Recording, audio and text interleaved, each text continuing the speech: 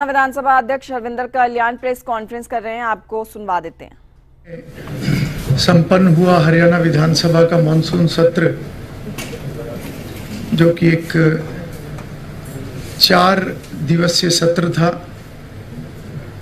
और आप सब भी उसके साक्षी रहे हैं। इस मानसून सत्र से संबंधित कुछ जानकारियां आपसे साझा करूं, उससे पहले मैं आप सबका आभार व्यक्त करूंगा कि आप सभी का पूर्ण सहयोग हरियाणा विधानसभा को मिलता है। इस 4 दिवसीय मानसून सत्र में जो 4 सिटिंग हुई हैं, इसमें माननीय सदस्यगणों की सहभागिता अच्छी रही है।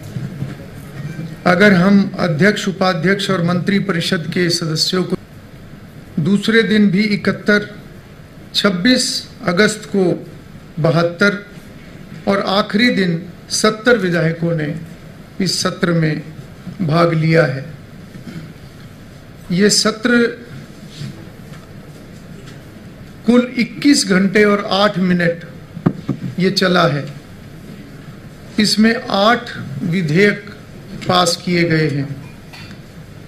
एक महत्वपूर्ण जो एक किसी भी सेशन में जहां माननीय सदस्यगणों को अपनी बात रखने का अवसर मिलता है, और हमारा भी ये प्रयास रहता है कि सभी माननीय सदस्य अपना विषय रख सकें, चाहे वो प्रदेश से संबंधित हो या उनकी विधानसभा क्षेत्र से संबंधित हो। ऐसे शून्यकाल उनकी 3 बैठकें रही हैं, परंतु 3 बैठकों में हमने उसका समय बढ़ाकर 4 घंटे से अधिक समय हमने शून्यकाल को दिया, जिसमें 69 सदस्यों ने उसके अंदर भाग लिया और उन्होंने अपनी बात रखी। इनमें से 9 सदस्यों को 2 बार बोलने का अवसर मिला। अगर मैं पार्टी अनुसार बात करूं तो भारतीय जनता पार्टी के 30 सदस्यों को 99 मिनट बोलने का अवसर मिला। कांग्रेस के 34 सदस्यों को 129 मिनट बोलने का समय मिला। इंडियन नेशनल लोकदल के 2 सदस्यों को 7 मिनट और निर्दलीय 3 विधायक गणों को 10 मिनट का समय शून्यकाल में मिला है। साथ ही जो प्रश्नकाल है, उसके लिए 53 विधायकों ने जो प्रश्न दिए, नोटिस के रूप में 307 प्रश्न हमें प्राप्त हुए, जिसमें से 194 प्रश्न जो है वो स्वीकार किए गए और ड्रॉ निकालने की एक प्रक्रिया रहती है। उनमें 80 प्रश्नों में से 56 प्रश्न कार्रवाई में शामिल किए गए। इनमें भारतीय जनता पार्टी के 23 सदस्यों के, कांग्रेस के 27 सदस्यों के तथा इंडियन नेशनल लोकदल के 2 व निर्दलीय 1 विधायक के प्रश्न वो लगे हैं। साथ ही अनस्टार्ड क्वेश्चन, जिनकी सदन के अंदर चर्चा नहीं होती परंतु उनका जवाब सदस्यगणों को सरकार द्वारा दिया जाता है, ऐसे 160 प्रश्न हमें मिले थे, जिसमें से 132 एडमिट हुए। 130 प्रश्नों का जवाब माननीय सदस्यगणों को दिया गया। इसी प्रकार से ध्यान आकर्षण सूचनाएं, जो एक बहुत महत्वपूर्ण डिवाइस हमारे विधायिका के अंदर होता है, जिसको कॉलिंग अटेंशन भी हम कहते हैं, ऐसे 40 ध्यान आकर्षण सूचनाएं हमें प्राप्त हुई, जिनमें से 5 विषयों पर 11 ध्यान आकर्षण सूचनाओं को हमने स्वीकार किया, जिनके ऊपर सदन के अंदर चर्चा करवाई गई। बहुत महत्वपूर्ण विषयों पर चर्चा हुई है, जैसे विभिन्न जिलों में जल भराव को लेकर ये एक विषय आया था। सीईटी परीक्षा की कार्यप्रणाली, उसके ऊपर सदन में चर्चा हुई है। धान की फसल में वायरस की समस्या, साथ ही कलेक्टर रेट में वृद्धि तथा खिलाड़ियों की समस्याओं को लेकर ऐसे सभी विषयों पर सदन के अंदर चर्चा हुई और बहुत अच्छे सुझाव इन चर्चाओं के अंदर सरकार को मिले हैं और सरकार के द्वारा भी जवाब दिया गया। साथ ही साथ एक एडजर्नमेंट मोशन हमें 2 प्राप्त हुए, जिसमें से एक को अस्वीकार कर दिया गया था और दूसरे को स्वीकार करके उसके ऊपर 26 अगस्त को 3 घंटे और 35 मिनट तक उसके ऊपर चर्चा हुई। इस स्थगन प्रस्ताव में भारतीय जनता पार्टी के 7 सदस्यों ने भाग लिया, कांग्रेस के 7 सदस्यों ने भाग लिया, इंडियन नेशनल लोकदल के 1 सदस्य ने इसमें अपनी बात रखी तथा निर्दलीय 2 सदस्यों ने उस विषय पर अपनी बात सदन में रखी। ऐसे 17 माननीय सदस्यों ने अपना विषय वहां पर रखा और मुख्यमंत्री जी ने 67 मिनट उसके ऊपर अपना जवाब दिया। इसी प्रकार से जो ऑफिशियल रेजोल्यूशन यानी जो सरकारी प्रस्ताव, ऐसे 3 सरकारी प्रस्ताव सदन में लाए गए, जिनमें से एक आपराधिक बिल की वापसी का था, दूसरा गुरु तेग बहादुर जी की 350वें शहादत वर्षगांठ पर वो सरकारी प्रस्ताव एक था और तीसरा मीडिया से अपराध का महिमा मंडन रोकने की एक अपील जो एक सर्वदलीय एक सभी पूरे सदन द्वारा ये रखी गई। तो ऐसे 3 ऑफिशियल रेजोल्यूशन सदन के अंदर आए हैं। साथ ही 7 बिल और उसके अलावा मैं विशेष रूप से बताना चाहूँगा कि इस मॉनसून सत्र में जो 4 सिटिंग रही, इन 4 सिटिंग के अंदर 1585 दर्शक उन्होंने विधानसभा को विजिट किया और उन्होंने सदन की कार्रवाई को देखा है। जबकि इससे पहले जो हमारा बजट सत्र था जिसके अंदर 13 सिटिंग थी, उन 13 सिटिंग में 2054 ऐसे दर्शक के नाते अलग अलग ग्रुप, जिनमें स्टूडेंट्स भी होते हैं, बार एसोसिएशंस भी होती हैं, सामाजिक संस्थाएं भी होती हैं, ऐसे अलग अलग ग्रुप इसके अंदर आते हैं। तो एक बहुत बड़ी वृद्धि इस बार हमने ये देखी है कि सत्र की कार्रवाई, सदन की कार्रवाई को देखने के लिए इतनी बड़ी संख्या में लोगों का आना, मैं समझता हूं कि एक प्रयास लगातार चल रहा है कि एक विधायिका के प्रति लोगों के अंदर जागरूकता बढ़े, उनकी रुचि बढ़े और संवैधानिक मूल्यों को जन जन तक पहुंचाने का जो एक लक्ष्य और विजन माननीय प्रधानमंत्री जी का है, उसके ऊपर सभी राज्यों के विधान मंडल इसके ऊपर काम कर रहे हैं। और मैं समझता हूं कि जितनी लोगों की रुचि इसमें बढ़ेगी और जितनी ज़्यादा इसके अंदर एक अवेयरनेस बढ़ेगी, वो कहीं ना कहीं एक अच्छी विधायिका या विधायिका को और प्रभावी बनाने की दिशा में मैं समझता हूं कि बहुत ये एक अच्छा, इसको मैं कहूँगा, बजट सत्र में लगभग 2054। इसी के साथ साथ इस सत्र के दौरान कुछ ऐसी विशेष ऐसे और कार्य हुए जिस प्रकार से एक महामहिम राज्यपाल जी का पहली बार आगमन होना। हम सब जानते हैं कि हरियाणा राज्य को नए राज्यपाल अभी पिछले दिनों में वो नियुक्त हुए और पहली बार वो हरियाणा विधानसभा के अंदर आए और उस समय में सभी माननीय सदस्यों ने मिलकर उनका सम्मान भी किया और उनके सम्मान में एक भोज की व्यवस्था भी वो रखी गई थी।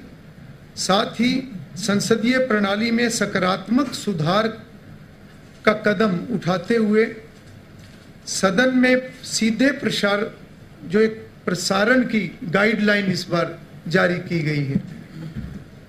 और इसमें मैं आप सभी को ये बताना चाहूँगा कि शुरुआत में सदन की कार्रवाई का सीमित भाग ही लाइव टेलीकास्ट के साथ जोड़ा गया है। और अगर मैं लोकसभा का आपको बताऊं, क्योंकि लोकसभा के अंदर 25 फरवरी 1991 में लाइव टेलीकास्ट जब शुरुआत की गई थी, तो उस समय में सबसे पहले वो विषय वहाँ की जनरल रूल्स कमेटी के पास गया था, जिन्होंने पूरा अध्ययन करने के बाद केवल प्रश्नकाल का ही लाइव टेलीकास्ट की शुरुआत की थी।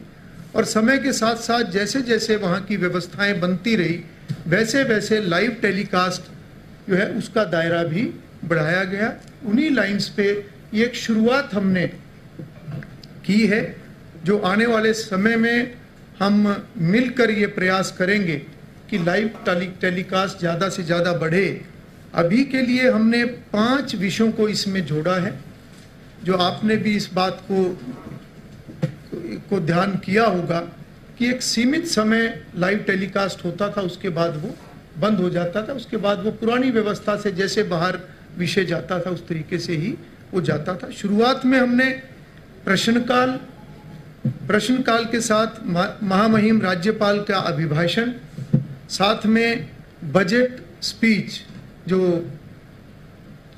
फाइनेंस मिनिस्टर की होती है, उसके साथ साथ मुख्यमंत्री जी का जो एक जवाब होता है, चाहे वो बजट के ऊपर है या वो गवर्नर एड्रेस के ऊपर है, उसको इसमें लिया गया है। और 5वां विषय जो इसमें जोड़ा है, वो अध्यक्ष द्वारा कोई भी किसी प्रकार की ऑब्जर्वेशन अगर आती है जो कि पहले से निर्धारित हो, तो ऐसी अध्यक्ष की ऑब्जर्वेशन को भी लाइव टेलीकास्ट किया जाएगा। तो ऐसे 5 विषयों को अभी शुरुआत के लिए रखा गया है। साथ ही इस सत्र में पहली बार समापन के अवसर पर राज्य गीत जो है वो सदन में चलाया गया।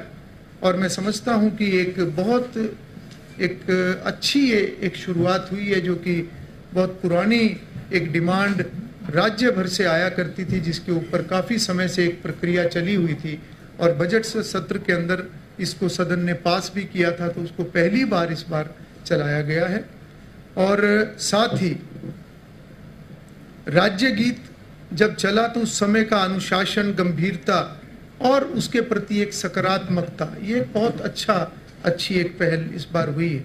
साथ में 26 अगस्त को एक अवेयरनेस के नाते, जन जागरण के नाते उसमें सहभागिता करते हुए नशा मुक्ति का संदेश देने के लिए साइक्लोथॉन का आयोजन हरियाणा विधानसभा द्वारा किया गया, जिसमें प्रदेश के माननीय मुख्यमंत्री, मंत्रीगण और काफ़ी संख्या में विधायक गणों ने उसके अंदर हिस्सा लिया है।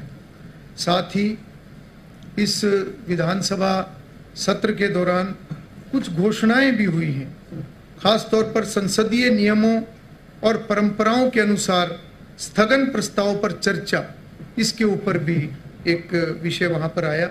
साथ ही श्री विट्ठल भाई पटेल, जो कि पहले स्पीकर हमारे देश के रहे हैं, और आज़ादी से पहले जब ब्रिटिश राज यहाँ पर हुआ करता था, उस समय में वो स्पीकर इलेक्ट हुए थे।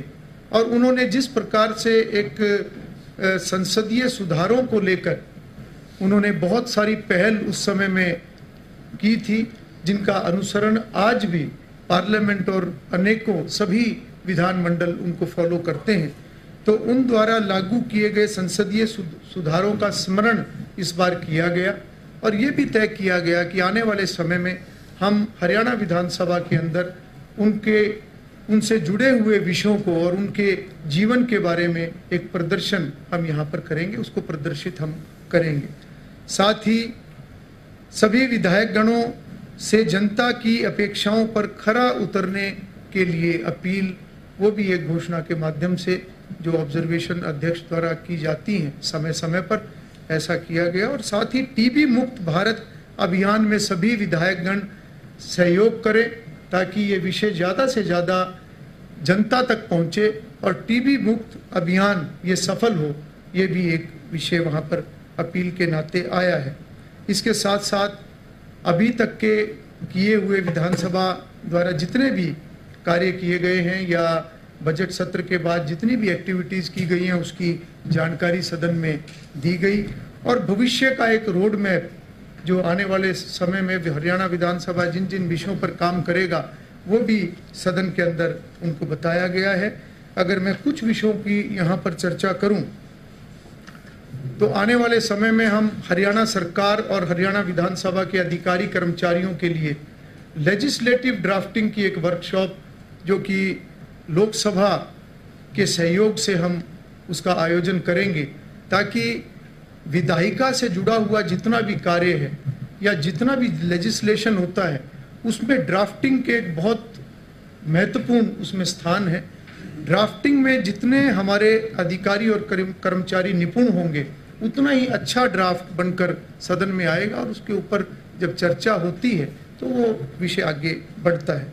इसके साथ साथ हम लोकसभा की तर्ज पर जल्दी ही आर्टिफिशियल इंटेलिजेंस बेस्ड रिकॉर्डिंग और ट्रांसलेशन इसको हम यहाँ पर लागू करने जा रहे हैं जो कि अगले सत्र से पहले मुझे उम्मीद है कि हम उसको यहाँ पर लागू कर देंगे। लोकसभा ने जब इसको लागू अभी किया है हाल ही में तो उसमें लगभग 95% तक उनकी एक्यूरेसी आई है। तो जल्दी ही हमारी हरियाणा विधानसभा की टीम वहाँ पर प्रशिक्षण के लिए जाएगी और आर्टिफिशियल इंटेलिजेंस बेस्ड जो रिकॉर्डिंग और ट्रांसलेशन है इससे स्पीड भी बढ़ेगी, क्वालिटी भी बढ़ेगी। ये विषय भी हम जल्द यहाँ पर शुरू करने जा रहे हैं। साथ ही साथ हरियाणा विधानसभा का आप जानते हैं कि सचिवालय वो अलग होता है सरकार से, इंडिपेंडेंट सेक्रेटेरिएट होता है।